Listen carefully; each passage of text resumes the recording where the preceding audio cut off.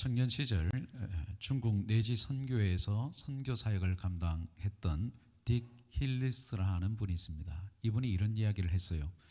그리스도가 없는 모든 영혼은 선교지이며 그리스도가 있는 모든 영혼은 선교사이다. 어디가 선교지인가? 예수 없는 영혼이 선교지다는 것이죠. 누가 선교사인가? 예수 믿는 성도라면 모두가 다 선교사다라는 말입니다. 전도와 선교를 국외, 국내로 이분법적으로 나눌 수가 없는 것입니다. 전도가 선교고 선교가 전도인 것입니다. 멀리 떠나는 것만이 선교가 아니고 여러분의 모든 일상이 선교지인 것입니다.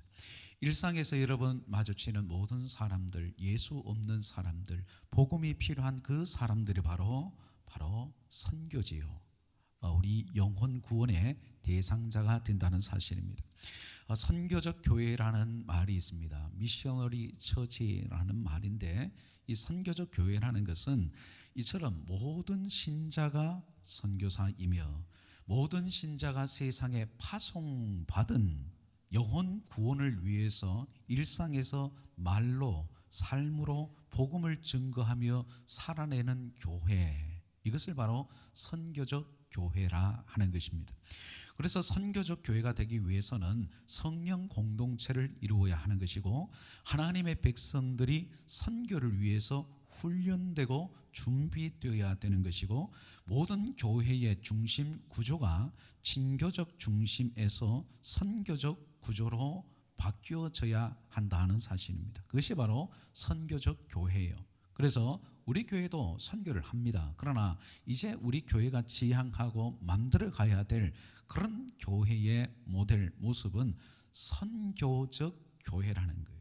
이것은 우리가 함께 선교 헌금에 동참하는 건 참 귀한 것입니다. 그런데 선교적 교회는 선교사님들을 파송하고 또 선교사님들을 파송한 후에 선교 후원금을 지원하는 그 정도 일로 선교적 교회라 할 수 없어요.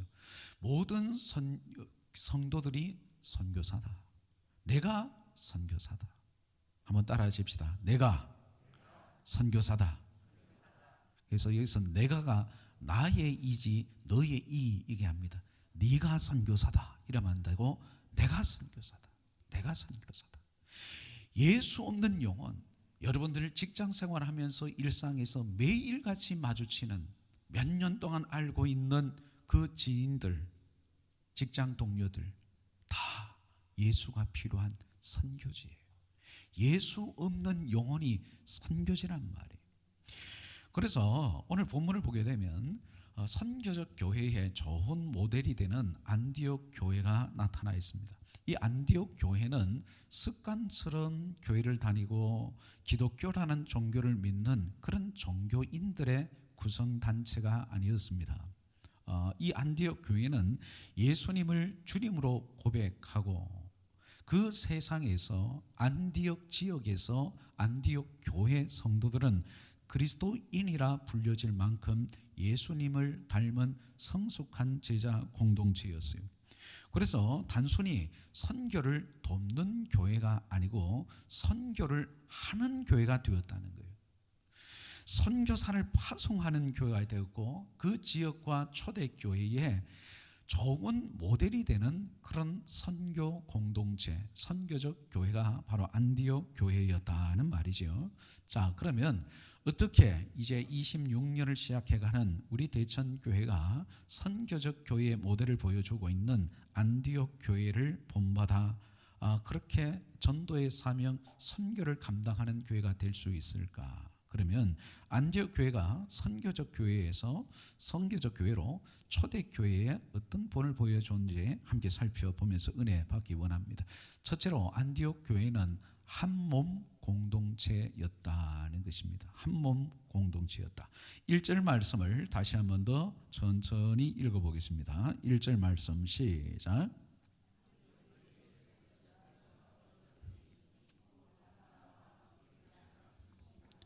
고레네 사람 루기오와 본봉왕 헤롯의 젖동생 마하나임과 및 사울이라. 자, 이 안디옥 교회는 사도행전 11장에서부터 등장을 하고 있습니다.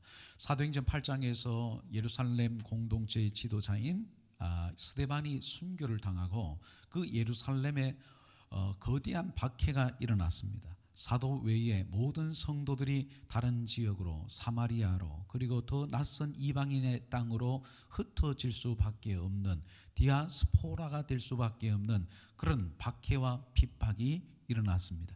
그때 몇몇 사람들이 유대인들에게만 복음을 전하는 것이 아니고 헬라인, 이방인들에게도 복음을 증거하면서 이 안디옥 교회는 시작이 되었습니다. 그래서 이 안디옥 교회는 박해 중에 세워진 교회였습니다. 환난과 핍박 속에서 세워진 교회였고, 그리고 유대인에 뛰어넘어서 이방인에게도 다민족에게로 복음을 증거하면서 세워진 이방인 공동체가 바로 안디옥 교회였던 것입니다.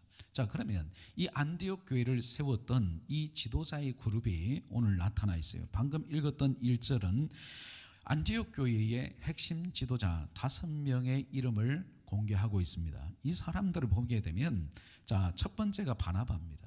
안디옥 교회를 세우는데 정말 주도적으로 오랜 세월 헌신했던 첫 번째 지도자 바나바였습니다. 자, 그리고 두 번째는 시몬을 소개할 때 니게르라고 이야기를 하고 있는데, 니게르라는 말은 검다는 말이죠. 검다, 니그로라는 말이죠. 자, 아프리카, 아마 북아프리카 출신의 흑인이었을 가능성이 높습니다. 그리고 루기오라는 사람이 있는데, 이 사람을 소개할 때는 구레네 사람 루기오라 하고 있습니다. 구레네는 북아프리카 북단 리비아 지방의 성을 말합니다. 그러니까 북아프리카에 있다면 이 루기오도 아프리카 흑인 출신일 가능성이 높다는 것이죠. 그리고 헤롯의 젖동생 마네는 귀족 출신입니다. 아주 지위가 높은 귀족이란 말이에요. 그리고 사울은 사도 바울을 말합니다. 그 당시에 뛰어난 석학이었습니다. 자, 그럼에도 불구하고 이 바울은 우리가 잘 아는 대로 정말 예수 믿기 전에는 교회를 박해하고 스데반이 순교당할 때 앞장섰던 사람이 바로 이 바울이었어요. 그런데 이 5명의 그룹들은 전혀 다른 사람들입니다. 출신 배경도 다르고 성장 배경도 달라요. 인종도 달라요. 사회 계급도 달라요. 이런 다 다른 지도자들 5명이 하나가 되니까 교회가 하나 되었다는 것입니다. 굉장히 중요한 의미입니다. 교회를 앞장서서 섬기는 사람들, 교회의 영적인 지도자들이 하나 되어야 모든 성도들이 교회 전체가 하나 되는 줄 믿습니다. 자, 그래서 이 안디옥 교회는 복음 안에서 하나가 된 교회였다. 한 몸을 이룬 공동체였다 하는 것을 여러분 꼭 기억해야 돼요.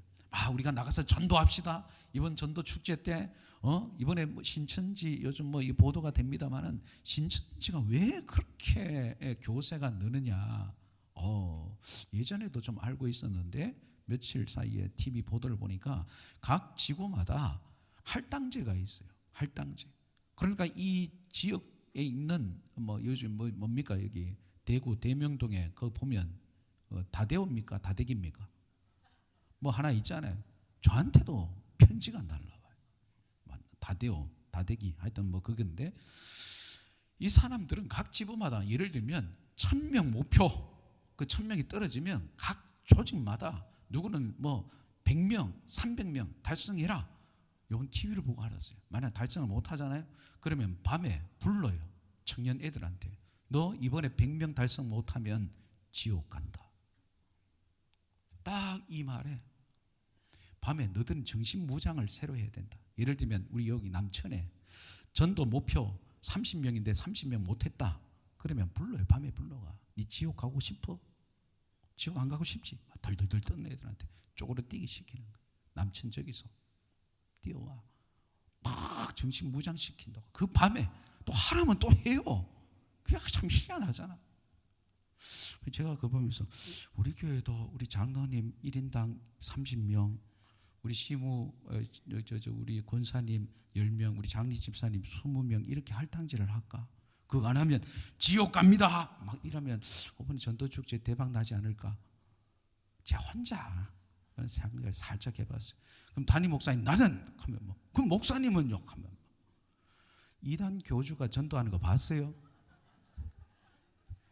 이만희는 지금 가만히 있습니다. 그래서 참 저 신천지 저 동네도 참 희한한 동네다. 할당제 못 채우면 지옥 간다는 그 말에 벌벌벌벌 떨어가지고 지옥 가기 싫어가지고 100명이든 30명이든 50명이든 그렇게 하는 저 이단의 사회로 잡히니까 사람들이 저렇게 움직이나. 그래서 우리가 전도축제 하려고 또 오늘 목사님이 오늘 오전 예배 시간에 이런 설교를 하나 살짝 그런 마음을 가지면 안 될까요? 그럴 수도 있지만 교회가 교회 되는 게 제일 중요해요.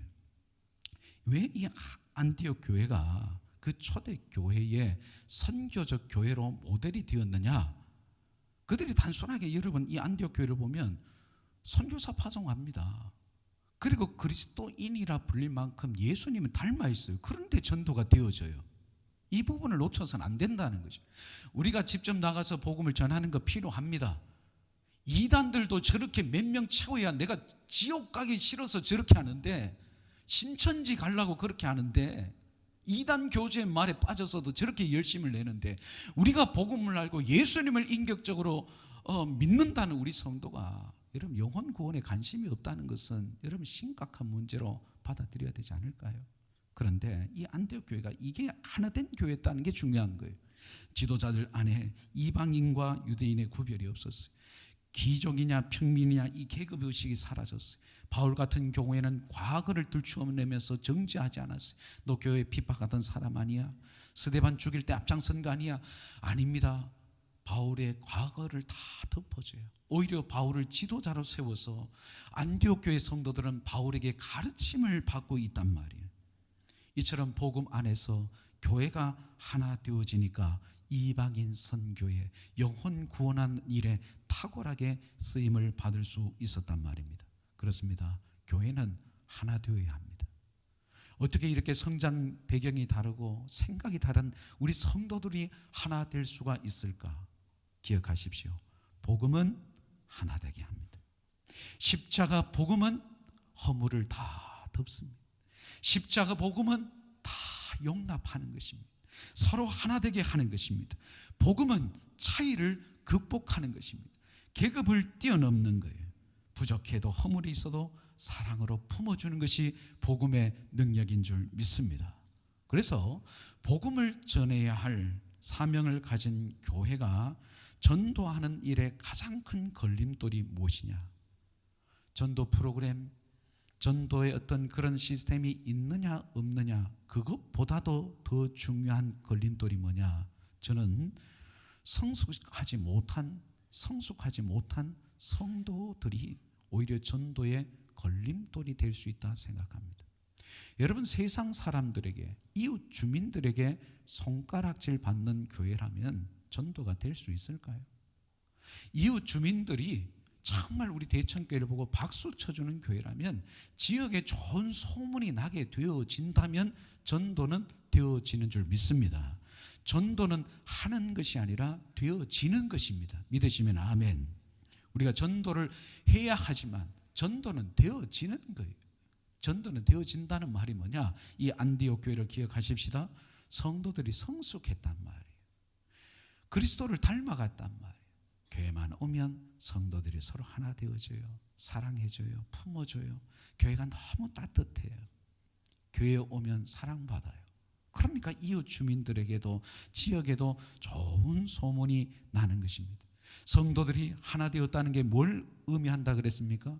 5명의 지도자들도 하나 되기 어려운 사람들이지만 이 안디옥 교회가 세워질 때 그들은 복음의 은혜를 체험했습니다.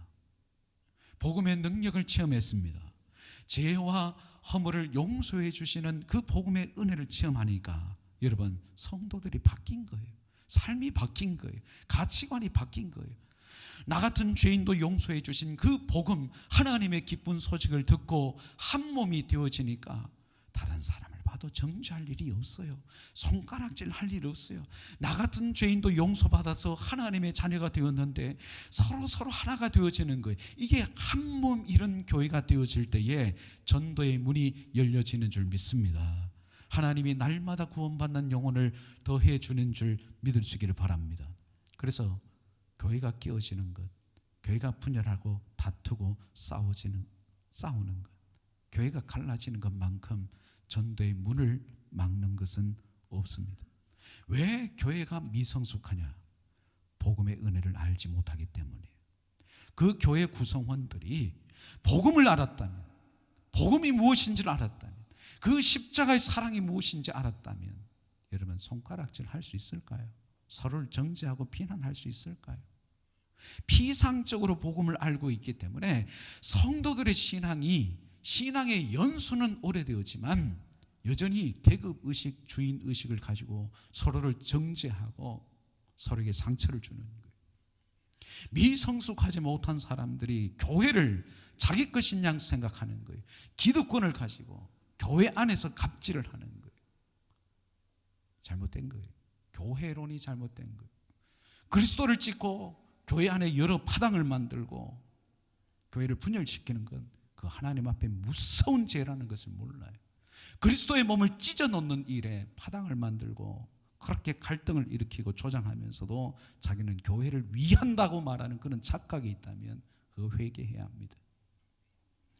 교회를 하나님의 집이 아니라 사람의 집으로 전락시킨 것, 결코 하나님께서 그 사람의 죄가 가볍다 하지 않을 거예요. 그래서 정말 신자의 미성숙이 전도의 문을 막는다. 이것을 반대로 뒤집으면 안디옥 교회를 생각해 보세요. 그렇게 하나 되기 어려운 지도자들이 하나 되었어요. 그러니까 성도들이 하나 되었어요. 어떻게 교회를 하나 되게 하느냐? 저는 복음 외에는 답이 없다고 생각합니다. 여러분 복음을 다시 드십시오. 복음의 능력을 하십시오. 복음의 감격을 회복하십시오. 나 같은 죄인까지도 용서하신 그 하나님의 사랑, 그 십자가의 사랑, 예수님의 그 은혜 다시 누리십시오. 다시 들으십시오. 그러면 교회는 저절로 하나 되어집니다. 교회가 하나 되기만 하면 전도의 문은 열려지게 될 줄 믿습니다. 이것이 바로 선교적 교회입니다. 두 번째, 안디옥 교회는 예배 공동체였습니다. 여러분 2절 말씀을 한번 읽어보겠습니다. 2절 말씀 시작.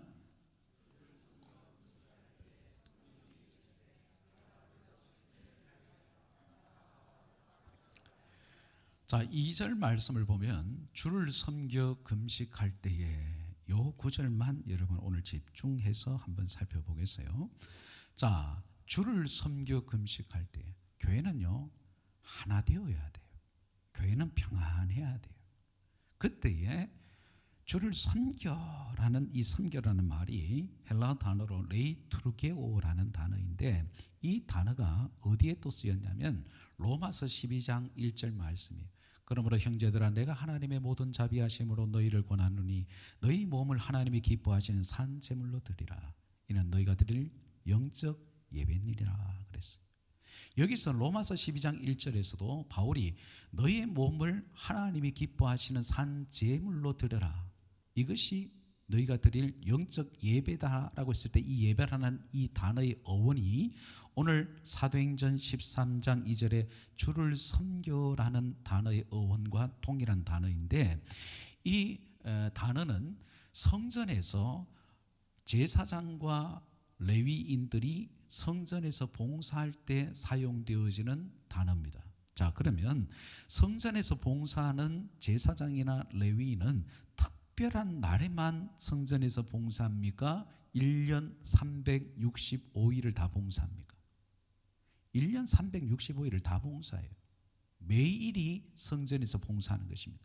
성전에서 모든 예배를 인도해야 되고 성물을 바꾸어야 되고 그리고 분향단에 이 향이 꺼지지 않도록 해야 되고 해야 될 일은 1년 365일의 일이에요. 거기서 제사장들은 백성들에게 말씀을 가르치기도 하고 기도해 주기도 하고 모든 제사를 집례하게 되고 절기를 인도하게 되는 것입니다. 그래서 성전은 1년 365일 동안에 레위인과 제사장들의 봉사가 있어요. 이것을 사도행전 13장 2절에서 이 안디옥 교회가 주님을 섬겼다 했을 때 이 예배라는 거예요. 예배와 가르침이 있었어요. 그런데 이것은 특별한 날에서만 주님을 섬긴 게 아니고, 자, 꼭 기억해야 될 것, 안디옥 교회는 매일이 예배였단 말이죠. 우리 교회 원래 표대로 일상이 예배되는 교회가 바로 안디옥 교회였어요. 늘 주님을 섬겨요. 그리고 두 번째는 금식할 때라고 이야기를 하고 있습니다. 금식은 세상과 구별해서 하나님과 독대하는 기도의 시간이죠. 음식을 먹지 않으면서 하나님과 독대하며 기도하는 그 교회가 바로 안디옥 교회였어요. 그런데 주를 섬겨 금식할 때라는 단어, 섬긴다, 금식한다는 단어는 어쩌다가 주님 앞에 예배하고 말씀 듣고 금식 기도했다는 말이 아니고 현재 분사형으로 동사 시제가 나타났어요. 그것은 뭐냐면 이 안디옥 교회는 매일이 예배였어요. 늘 금식 기도했어요. 금식 기도가 끊이지 않는 교회였단 말이죠. 그래서 이 안디옥 교회는 예배가 살아있는 교회입니다. 예배하는 교회가 선교하는 교회가 되는 줄 믿으시기를 바랍니다. 이것이 굉장히 중요한 것입니다. 이 안디옥 교회를 보게 되면 참 주님을 섬겨 금식하는 시간이 너무 사모되어졌단 말이죠. 예배 드리면서 예배 가운데 임재하시는 그 하나님을 만났습니다. 열렬하고 뜨거운 기도가 있었습니다. 성경을 강의하는 말씀 선포가 있었단 말이죠. 말씀에 타협이 없었단 말이죠. 그러니까 교회는 사역이 우선이 아니었어요. 선교하기 위해서 예배하는 교회도 아니었다는 것을 꼭 기억하십시오. 교회가 부흥 성장하기 위해서 좋은 프로그램으로서의 예배를 드린 것도 아니고 기도회를 한 것도 아니었단 말입니다. 안디옥 교회는 하나님을 예배하는 게 좋은 교회였어요. 예배 드림이 기쁨이 되는 교회였어요. 성도들도 하나님을 예배하는 그 시간이 그 어떤 시간보다 가장 행복한 시간이었어요. 내 기도하는 그 시간 세상에서 가장 지겹다가 아니고 가장 즐겁다. 그래서 여러분, 이 안디옥 교회는 선교하기 위해서, 사역하기 위해서, 교회가 부흥하기 위해서 예배하는 교회가 결코 아니었어요. 오늘 본문을 보세요.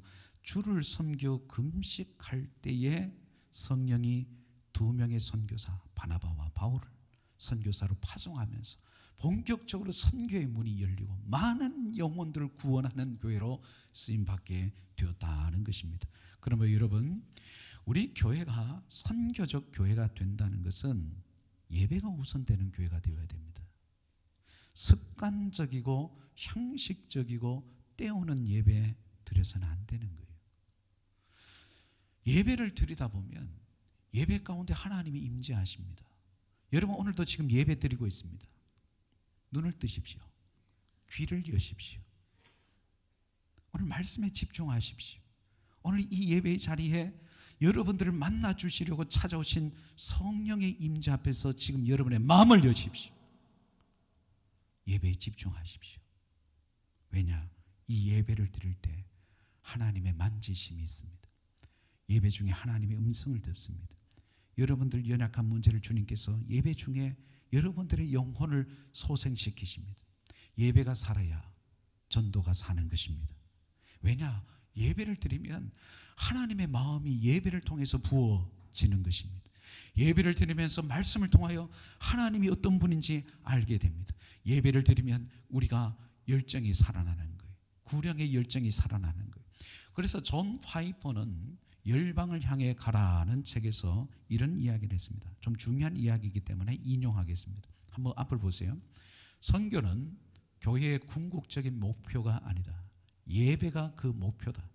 예배가 없기 때문에 선교가 필요한 것이다. 궁극적인 목표는 선교가 아니라 예배다. 선교는 그다음 말을 꼭 기억하세요. 예배로 시작하여 예배로 끝난다. 선교지에는 예배가 없습니다. 그러나 예배하는 나라를 만들기 위해서 우리가 선교를 하는 거예요. 그 다음에 보세요. 예배는 선교의 연료요 목표다. 하나님을 향한 열정이 약한 것은 선교에 대한 열심 또한 미약하다.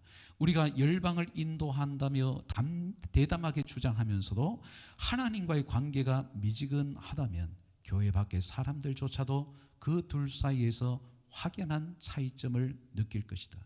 열방을 인도하자, 전도 축제하자, 해피데이 하자 그렇게 했는데도 자기들은 정작 하나님과의 관계가 미지근한 성도라면 세상 불신자들도 안다는 사실이에요.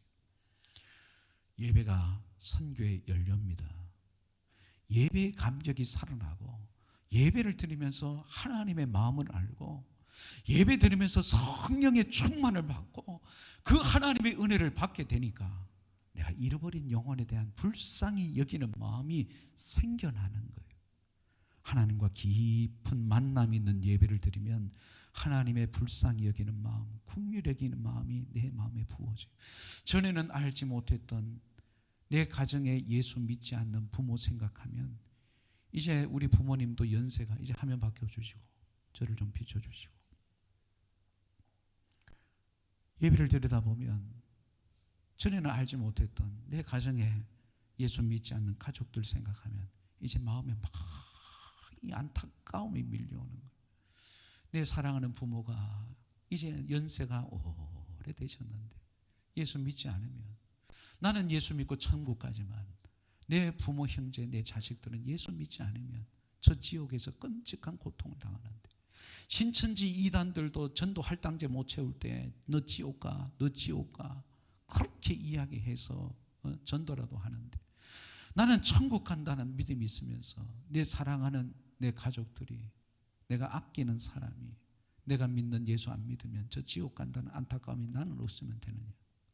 여러분 우리 열심으로 천국 가는 게 아닙니다. 이미 우리는 예수님의 공로로 천국 갑니다.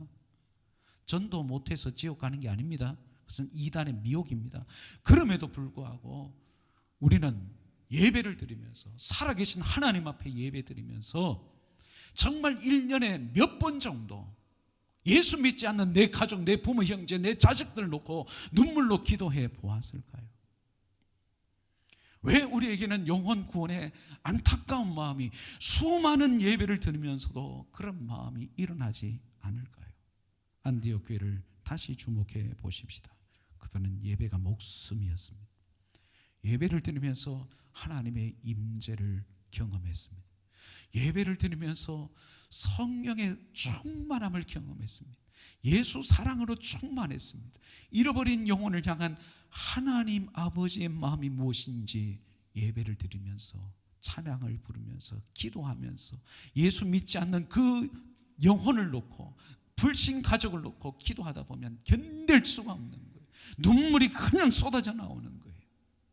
그래서 그들은 전도하고 선교하게 된 것입니다.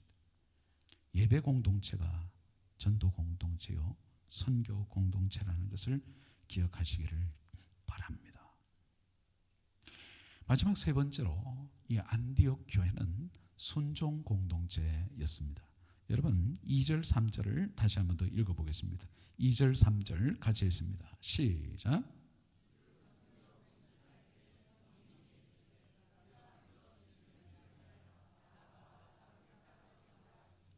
예, 금식하며 기도하고 두 사람에게 안수하여 보내니라.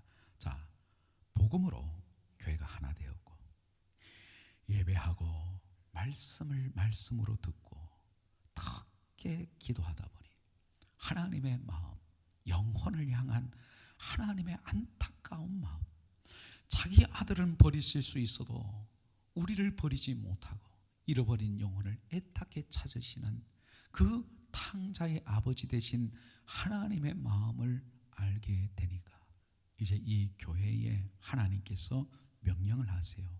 하나님이 명령을 하시는데 바나바와 바울을 따로 세워서 선교사로 파송을 해라는 것입니다. 자, 그런데 이게 참 쉬운 결정이 아니에요. 왜냐하면 교회가 한창 성장하고 부흥하는데 가장 탁월한 지도자 중에 2명 바로 바나바와 바울을 선교사로 파송하라는 것은 교회적으로는 굉장히 큰 손실입니다. 그런데 바나바와 바울도 순종하고 온 성도들도 교회도 순종해서 두 사람에게 안수해서 파송을 합니다. 자, 이것이 어떻게 가능했을까? 이 교회는, 안디옥 교회는 사도행전 11장 26절에 지역 사회에서 그리스도인이라 일컬음을 받았다라고 했습니다. 그리스도인이라 일컬음을 받았다. 쉽게 말하면 저들 예수제이란 말이에요. 지독하게 예수 닮았네. 그냥 예수님께서 하라 하시는 대로 말씀을 배운 대로 한단 말이에요. 신천지 2단 잽도 안 된단 말이에요. 그 2단 교주 말 듣고 하는 사람들 보면 참 신기하죠. 뭐 통일교도 마찬가지고 구원파도 마찬가지고 모든 2단들이 다 그렇지만 2단 교주의 말에는 거의 위대한 김일성 아버지하고 똑같아요. 바치라면 바치고 하라면 하라고 죽으라면 죽고 자살 폭탄하라면 뭐 하고 다 하잖아요.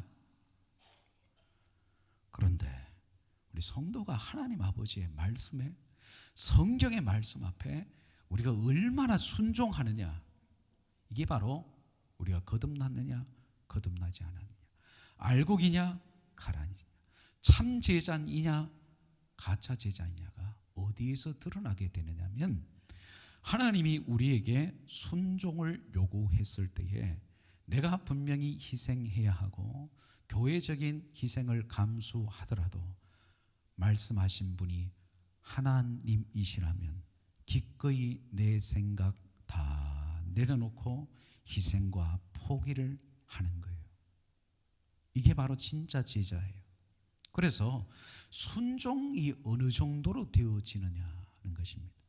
쉬운 말씀 아닙니다. 그것은 당연히 해야 되지만 어려운 말씀, 나의 희생을 요구하는 말씀, 내가 결단해야 되고 내 것을 포기하고 내려놓아야 할 것을 명령하셨을 때에 그 교회가, 그 성도들이, 그 지도자가 얼마나 순종하느냐, 그것이 바로 교회다운 교회, 선교적 교회를 결정한다는 거예요. 그래서 여러분, 우리 주님께서 이 전도와 선교의 명령 앞에서 가장 귀한 두 사람 교회 내놓으라는 거예요. 그게 바나바와 바울이었어요. 그들도 기꺼이 순종합니다. 그리고 파송해 줍니다. 성도들도 기꺼이 눈물로 파송해 줬을 거예요. 그때부터 1차, 2차, 3차 선교 여행이 진행되어지면서 엄청난 기적의 역사들이 폭발적으로 선교지에서 일어날 수 있었습니다. 만약에 바나바와 바울도, 야, 내가 이 교회 세운다고 내가 얼마나 희생했는데, 내가 얼마나 포기했는데, 아니 날 보내신다고? 이건 아니라고. 잘못 들었다고. 네가 가라 하와이, 이런 것처럼 나는 못 가겠다. 그리고 교회도 이런 분을 우리가 어떻게 보냅니까? 그게 아니고 그들은 순종했단 말이에요. 순종했단 말이에요.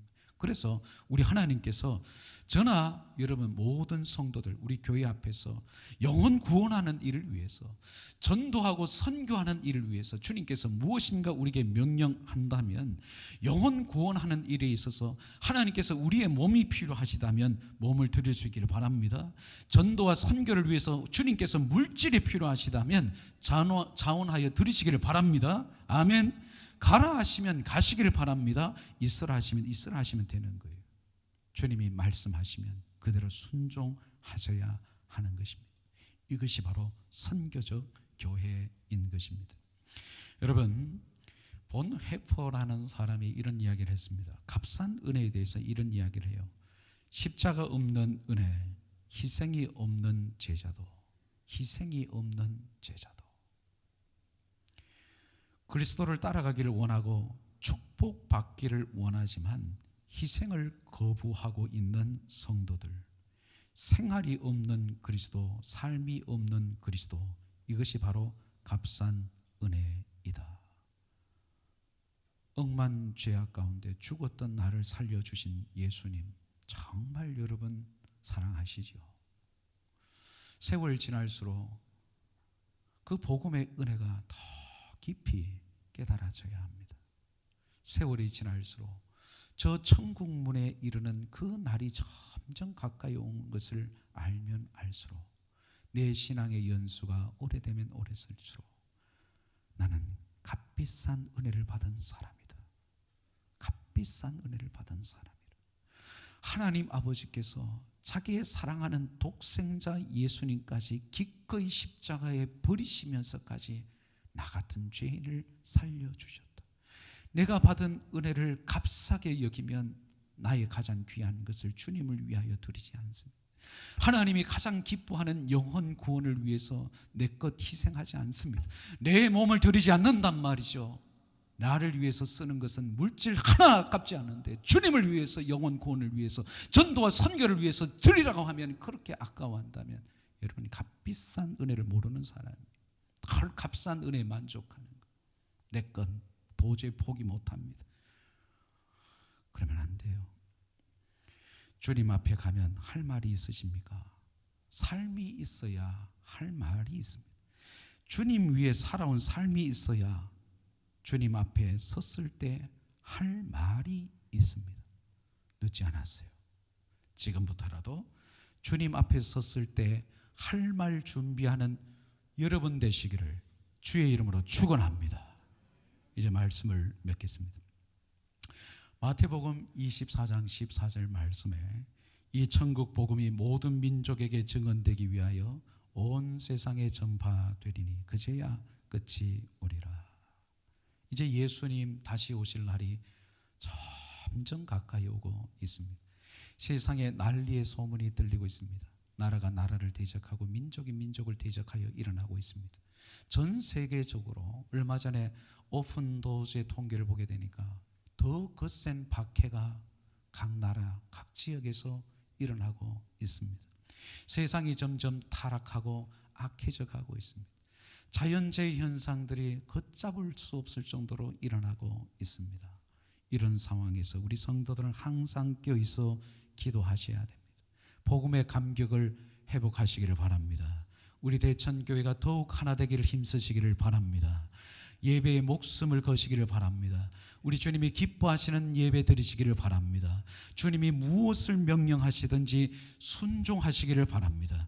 값비싼 은혜 앞에 여러분들 값진 것을 기꺼이 지불하시기를 주의 이름으로 축원합니다. 기도하겠습니다.